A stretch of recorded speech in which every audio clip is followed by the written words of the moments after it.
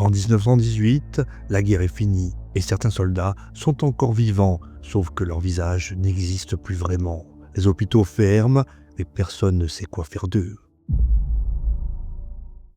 Nouvelle guerre, nouveaux blessés. Au départ, en 1914, les soldats partent à la guerre avec une idée assez classique de ce qui les attend.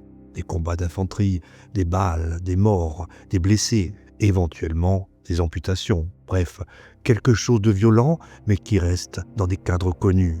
Très vite, cette idée vole en éclats. Pourquoi ? Eh bien parce que la Première Guerre mondiale n'est pas une guerre de fusils, c'est une guerre d'artillerie. Sur le front, l'essentiel des pertes ne vient pas des tirs directs, mais des obus tirés par milliers, parfois par millions, sur des zones très limitées, et ce, pendant des heures, parfois pendant plusieurs jours sans interruption. C'est là que tout change, parce qu'un obus ne fonctionne pas du tout comme une balle. Une balle touche un point précis. Un obus, quant à lui, explose et projette des éclats de métal dans toutes les directions, sans trajectoire claire, sans logique apparente. Dans les tranchées, les soldats sont relativement protégés tant qu'ils restent plaqués au sol. Le problème, c'est qu'on ne peut pas passer sa journée allongé sans bouger. Il faut observer, tirer, regarder si l'ennemi attaque. Et pour ça, on relève la tête. Or, la tête, et donc le visage, devient la partie du corps la plus exposée. Ce sont les éclats qui frappent là, souvent à hauteur du visage, avec des effets dévastateurs. On se retrouve alors avec des blessures très particulières, des mâchoires détruites, des nez arrachés, des yeux touchés et parfois des morceaux de crâne emportés. Ce sont des blessures qui, dans beaucoup de cas, ne tuent pas immédiatement. Les soldats survivent, restent conscients, arrivent jusqu'au poste de secours, puis jusqu'aux hôpitaux. Mais ils arrivent dans un état que personne n'avait vraiment envisagé. Les chiffres donnent une idée du problème. Pendant la guerre, la France compte plus de 4 millions de blessés. Parmi eux, on estime qu'environ 15 000 sont des grands blessés de la face. Ce n'est pas énorme en proportion, mais c'est énorme en termes de prise en charge. Parce que l'armée sait gérer certaines choses et pas d'autres. Les morts, c'est tragique, bien évidemment, mais administrativement, c'est clair. Les amputés aussi, parce que l'amputation est une réalité médicale déjà connue, avec des règles, des barèmes et des pensions prévues. Le visage détruit, en revanche, ça ne rentre dans aucune case. Ce n'est pas une blessure unique, c'est souvent une accumulation de dégâts. Et surtout, ça pose un problème immédiat aux médecins. Les blessés ne sont pas opérés tout de suite. Ils sont évacués lentement, parfois sur plusieurs heures, et ce, dans des conditions très mauvaises. Les plaies s'infectent vite, d'autant plus qu'il n'existe pas encore d'antibiotiques. Pour un bras ou une jambe, quand l'infection gagne, on ampute. Pour le visage, cette logique ne fonctionne pas. On ne peut pas couper ce qui permet de manger, de parler ou bien encore de respirer. Très vite, les hôpitaux comprennent qu'ils sont face à quelque chose de nouveau. Ils ne reçoivent pas seulement des blessés, mais des hommes qui ont survécu à des blessures que la médecine n'a jamais vraiment appris à traiter. Des survivants, en somme, mais des survivants pour lesquels il n'existe ni méthode, ni doctrine, ni réponse évidente. Et c'est à partir de là que la guerre crée un problème qui dépasse largement le champ de bataille. Parce qu'une fois qu'on a sauvé ces hommes, encore faut-il savoir quoi faire d'eux. Une nouvelle médecine. Quand les premiers grands blessés de la face arrivent à l'arrière, les médecins comprennent très vite qu'ils ne sont pas face à un problème classique. Ils savent traiter des fractures, ils savent amputer et ils savent suturer des plaies. En revanche, ils ne savent pas quoi faire quand tout le bas du visage a disparu, quand le nez n'existe plus ou quand la bouche ne permet plus ni de manger ni de parler correctement. Au début de la guerre, les hôpitaux sont totalement débordés. Les blessés arrivent par milliers, souvent dans un état critique, et les équipes médicales travaillent dans l'urgence permanente. Les priorités sont simples, arrêter les hémorragies, éviter les infections, bref, sauver des vies. Dans ce contexte, les blessures du visage posent un problème particulier parce qu'elles demandent du temps, des gestes précis et surtout des compétences qui n'existent pas encore vraiment dans le monde militaire. Peu à peu, certains médecins comprennent qu'il faut faire autrement. On commence alors à regrouper ces blessés dans des services spécifiques, non pas par humanité, mais par nécessité. Les cas sont trop complexes, trop longs et trop différents des autres. C'est dans ce contexte que des figures comme Hippolyte Maurestin entrent en scène. Avant la guerre, Maurestin est déjà un chirurgien reconnu, notamment parce qu'il pratique une forme de chirurgie réparatrice, ce qui est encore très rare à l'époque. Quand il est mobilisé et affecté au Val-de-Grâce à Paris, on lui confie rapidement les cas les plus lourds. Maurestin ne fait pas de miracle, d'ailleurs, il n'en promet pas. Son travail consiste surtout à stabiliser, à fermer ce qui peut l'être et à rendre les blessures supportables. Il opère parfois le même patient plusieurs dizaines de fois. Il prélève de la peau sur une partie du corps pour essayer de reconstruire une joue. Il tente de refermer un menton, ou bien il y greffe des cheveux pour redonner l'illusion d'une moustache ou d'une barbe. Tout cela se fait sans protocole clair, souvent par essais successifs, en observant ce qui tient et ce qui ne tient pas. Ce qui est important de comprendre, c'est que ces opérations ne visent pas à rendre un visage comme avant. L'objectif est beaucoup plus modeste. Il s'agit de permettre aux blessés de manger, de respirer et parfois de parler un peu mieux. Le résultat est souvent fragile, imparfait et, il faut bien le dire, parfois décevant. Mais malheureusement, c'est la seule voie possible. À ce moment-là, la chirurgie maxillofaciale est en train de naître, non pas dans les amphithéâtres, mais dans des hôpitaux saturés sous la pression de la guerre. D'autres services apparaissent ailleurs en France, à Lyon par exemple. Le docteur Pont développe lui aussi des techniques de reconstruction du visage. À la fin de la guerre, on compte environ 17 services spécialisés dans ce type de prise en charge. C'est énorme quand on pense que quelques années plus tôt, cette discipline n'existait pratiquement pas. Pourtant, malgré ces avancées, les limites restent évidentes. Les médecins peuvent fermer des plaies, réduire certaines déformations et éviter le pire. En revanche, ils ne peuvent pas rendre un visage normal. Ils le savent et les patients le comprennent aussi. À l'hôpital, on gagne ainsi du temps, on stabilise des corps et on évite la mort. Mais une fois les soins terminés, une autre question se pose, beaucoup plus difficile et que la médecine seule ne peut pas résoudre. Que devient un homme quand il quitte l'hôpital avec un visage que personne n'est prêt à regarder? Le regard des autres. Quand les soins lourds sont terminés, les médecins considèrent souvent que leur travail est fait. Les plaies sont fermées, les infections sont maîtrisées et le patient n'est plus en danger immédiat.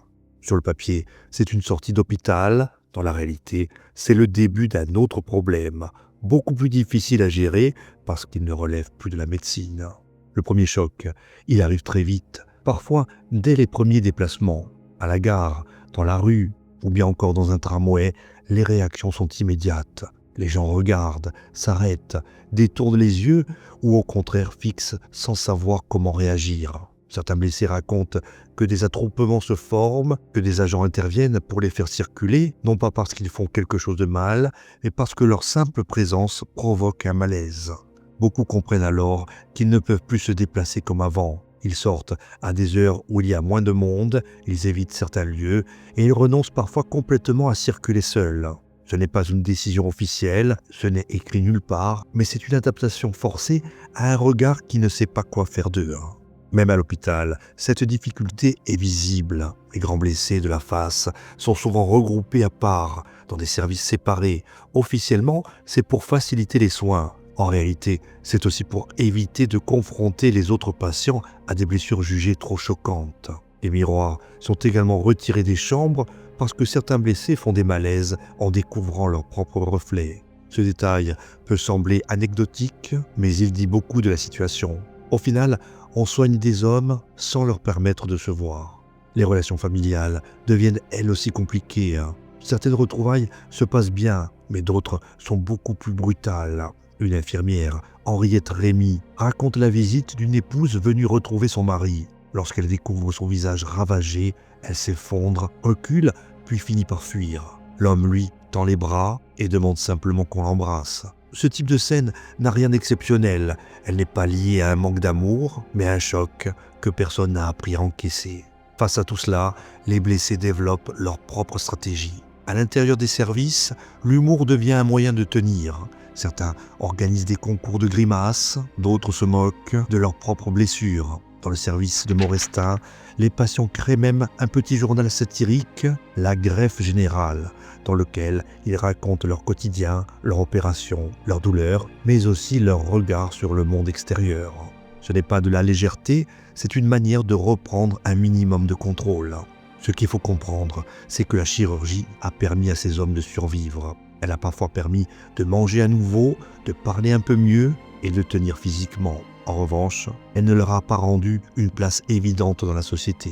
Une fois sortis de l'hôpital, ils ne sont plus vraiment des patients, mais pas non plus des civils ordinaires. À ce stade, la question n'est plus médicale, elle est sociale, pratique, presque quotidienne. Comment se montrer, comment se déplacer, comment travailler et surtout comment exister dans un espace public qui n'a jamais été pensé pour eux. C'est à partir de là que certains cherchent des solutions en dehors de la médecine, dans l'espoir de pouvoir au moins temporairement passer sans être arrêtés par les regards. Sortir masqué. À partir du moment où la médecine atteint ses limites, une autre idée commence à circuler. Si on ne peut pas vraiment réparer un visage, peut-être qu'on peut au moins le cacher. Pas pour tromper, pas pour embellir, mais simplement pour permettre à quelqu'un de sortir, de traverser une rue, ou bien tout simplement d'entrer dans un magasin sans provoquer un arrêt net autour de lui. Les premières tentatives restent marginales. Il existe déjà des prothèses faciales, mais elles sont lourdes, rigides et difficiles à porter. Elles tiennent mal, gênent pour manger, pour parler et même pour respirer. Elles ne sont pas pensées pour un usage quotidien. On les utilise parfois pour une démarche précise, une sortie courte, rarement plus. Ce n'est pas une solution durable, plutôt un bricolage de circonstances. C'est dans ce contexte qu'intervient une initiative assez particulière.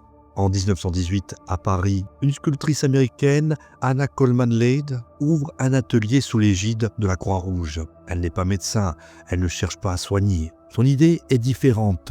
Elle propose de fabriquer des masques qui épousent au plus près les traits du visage manquant. Non pas pour rendre un visage vivant, mais pour rendre une présence socialement acceptable. La méthode est précise, presque artisanale. Elle commence par mouler le visage réel du blessé tel qu'il est. À partir de ce moulage, elle fabrique un masque en feuille de cuivre, extrêmement fin. Le masque est ensuite peint à la main pour se rapprocher de la carnation du porteur. Parfois, elle ajuste des moustaches, des sourcils, des détails qui donnent une illusion de normalité à distance. Ces masques ne sont pas conçus pour être portés toute la journée. Ils sont fragiles, inconfortables et doivent être retirés pour manger ou parler. Par contre, ils remplissent un rôle précis. Ils permettent à certains blessés de sortir sans provoquer de réaction immédiate, mais également de marcher quelques minutes, de se rendre à un rendez-vous ou bien encore de faire une démarche administrative. En ce sens, il ne répare rien, mais il ouvre un passage. Au total, l'atelier d'Anna Coleman Lade produira environ 185 masques. C'est très peu à l'échelle des besoins. Et surtout, cette initiative reste isolée. Il n'existe pas de politique publique autour de ces dispositifs, pas de financement massif et pas de généralisation. En 1919, faute d'argent, l'atelier ferme. Ce détail est important parce qu'il montre bien la logique de l'époque.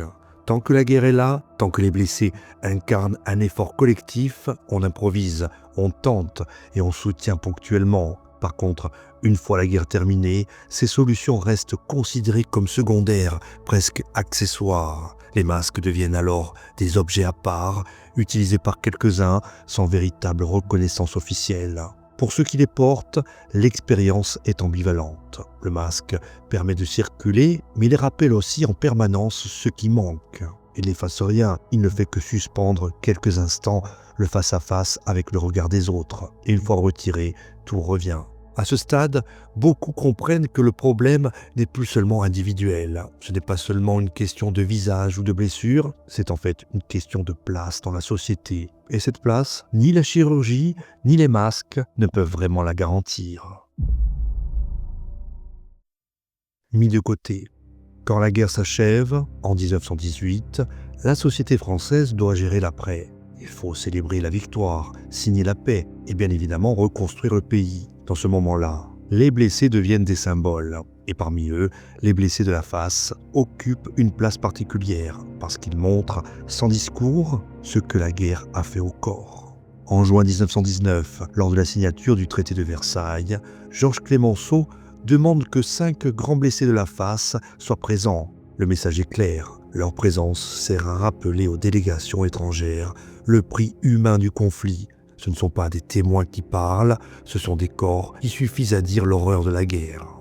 Quelques semaines plus tard, lors du défilé du 14 juillet 1919, des mutilés ouvrent le cortège. Certains marchent difficilement, d'autres portent des prothèses visibles. Là encore, il s'agit de montrer la victoire, mais aussi ce qu'elle a coûté. Pendant un temps, les blessés de la face sont au centre de l'attention publique. Mais cette reconnaissance est courte. Très vite, la réalité matérielle reprend le dessus. Les pensions attribuées aux mutilés sont faibles, elles suffisent rarement à vivre correctement, surtout pour ceux qui ne peuvent plus exercer leur métier. Les démarches administratives sont longues, compliquées, parfois humiliantes. Et pour les blessés de la face, le problème est encore plus marqué. Contrairement aux amputés, dont le handicap est clairement défini par les barèmes militaires, les blessures du visage sont difficiles à classer.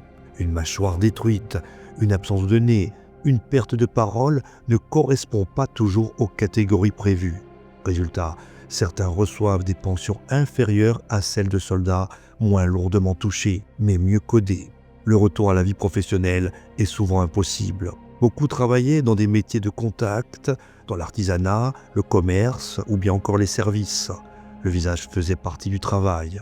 Sans lui, ou avec un visage gravement défiguré, les portes se ferment. Certains finissent sans emploi, d'autres internés, d'autres encore disparaissent simplement des radars. Face à cette situation, les blessés s'organisent. En 1921, 3 grands blessés de la face fondent Union des blessés de la face.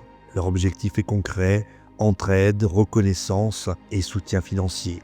Leur devise, sourire quand même, n'est pas une formule optimiste.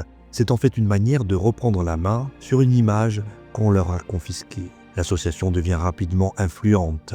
Elle alerte les pouvoirs publics, mobilise la presse et organise des actions visibles. En 1933, elle est à l'origine du lancement de la première loterie nationale destinée à financer l'aide aux mutilés de guerre.